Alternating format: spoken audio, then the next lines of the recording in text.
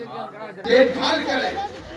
ہو گئی بیٹی حضرت مریم رضی اللہ تعالی عنہا ہو گئی پیدا.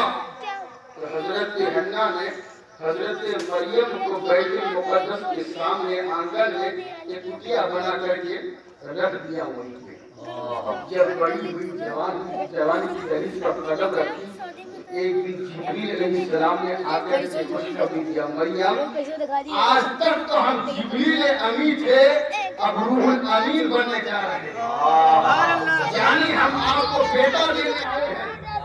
تو حضرت مریم نے کہا کہ یہ بیٹا کیسا, ابھی تو میری شادی نہیں ہوئی ہے.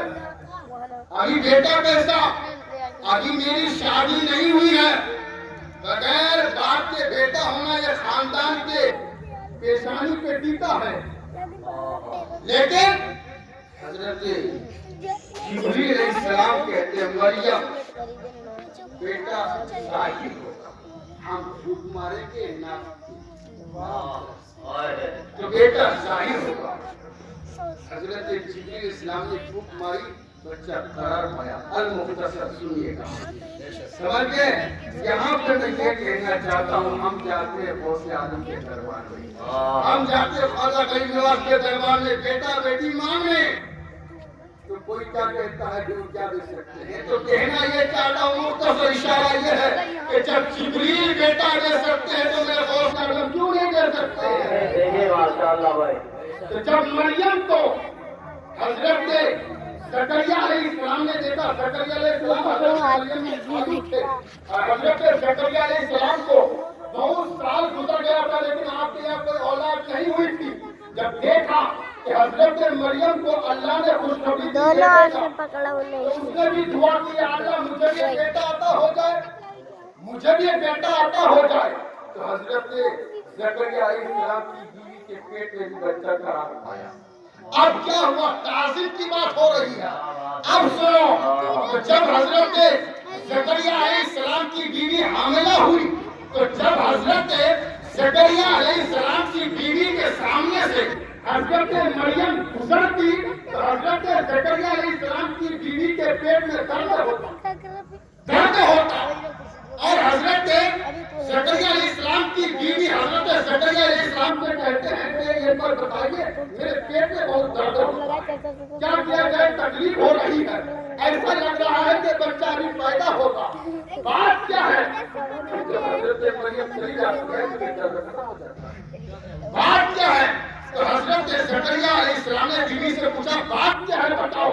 تو حضرت زکریا علیہ السلام کی بیوی کہتی ہے کہ جب میرے سامنے سے مریم گزرتی ہے تو میرے پیٹ میں بہت درد ہوتا ہے, اور جب وہ چلی جاتی ہے تو درد ختم ہو جاتا ہے. بات کیا ہے. تو حضرت زکریا علیہ السلام نے مریم کو بلایا, جب بلایا تو پھر اس کے پیٹ میں درد ہوا. جب درد ہوا تو حضرت زکریا علیہ السلام نے اپنی بیوی کے پیٹ سے پوچھا کہ اللہ نے ہمیں ایک بیٹا دینے کا وعدہ کیا ہے, لیکن تمہارے پیٹ میں درد کیسا.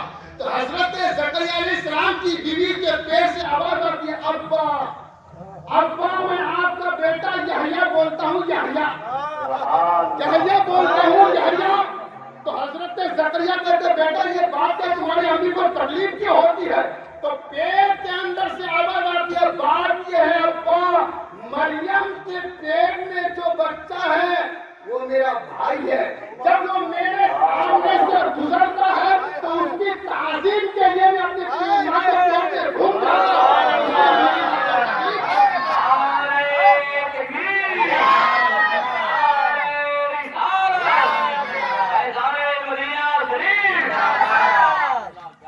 پتہ کیا چلا, تعظیم آج سے نہیں ہو رہی, بہت پہلے سے ہو رہی ہے. اب سنیں, نکاح کرو, جو عورتیں تم کو پسند آئی, 2 2 3 3 4 ہاں, مگر یاد رکھنا اگر 2 بیویوں میں برابر سلوک نہ کر سکو, فیصلہ نہ کر سکو گے تو ایک ہی کرو, الا واحدہ, ایک ہی کرو. اور نکاح کی اہمیت کو بتاتے ہوئے میرے آقا ارشاد فرماتے ہیں, حضرت عبداللہ ابن مسعود رضی اللہ تعالیٰ عنہ سے روایت ہے, آقا ارشاد فرماتے ہیں, اے جوانوں تم میں سے جو کوئی نکاح کی استطاعت رکھے تو اسے چاہیے کہ وہ نکاح کہ نکاح اجنبی عورت کی طرف نظر اٹھانے سے روکنے والا ہے اور تمہاری عزت کی حفاظت کرنے والا ہے. آقا ارشاد فرماتے ہیں جو نکاح کرنے کی استطاعت نہیں رکھتا اسے چاہیے کہ وہ روزہ رکھے، اس لیے کہ روزہ قاطع شہوت ہے. یہ نکاح کی اہمیت ہے. لیکن آج ہم لوگ نکاح جو کرتے ہیں کیا دیکھتے ہیں؟ عالیشان بلڈنگ دیکھتے ہیں، گاڑی دیکھتے ہیں، بنگلہ دیکھتے ہیں.